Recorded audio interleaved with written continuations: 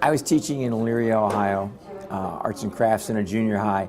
Went into the local paper, the Elyria Chronicle, Telegram, and they had a Tuesday teen page. I took my sketchbook in, and so there was a lot of sketches of kids in school and stuff like that because that's what I did.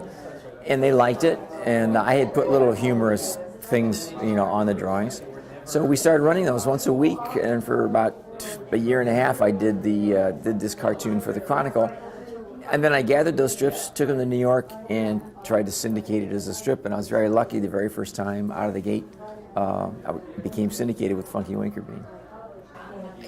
I just like getting up in the morning, sitting at the board. I've always wanted to just do a comic strip. And I thought, wow, if I could get to do that all day long.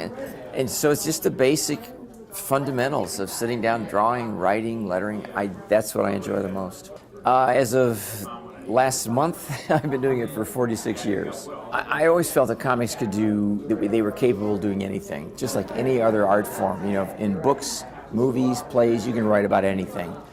I never thought comic books should only be limited to just humor alone, just funny jokes. Looking back, Lisa's story is probably the best thing I've written, and so that's very close to me. But the Alzheimer's story in Crankshaft meant a lot too. That was a lot of fun. But I really have a lot of fun with the stuff I do. I'm doing stuff with comic books now in a strip. I enjoy that. To be a cartoonist, that's what you need. You need an education that's like miles wide, about an inch deep. In fact, I enjoy doing the research. With the Alzheimer's story, it's basically a love story as well, and there was stuff about the big bands, and one band director in particular, Bunny Berrigan, trumpet player. And I enjoyed going and researching. I actually went to New York, found some of the places where they'd performed and stuff so we could use it as visuals and backdrops in the strip. It's kind of an ongoing education. It's just the fun part of the work, really. In terms of the writing, I think Crankshaft's a little bit easier. I don't know why that is exactly, but it's kind of fun just to play with it. Like if I'm doing something very serious on the funky side, it's nice to drop into Crankshaft and just have some fun and back over a few mailboxes, and it's a nice break for me to do that.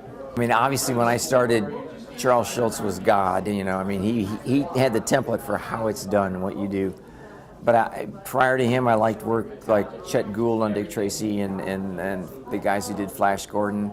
Nowadays, I like Stephen Pastis, who does Pearls Before Swine. Arlo and Janice, Jimmy Johnson, I like his work.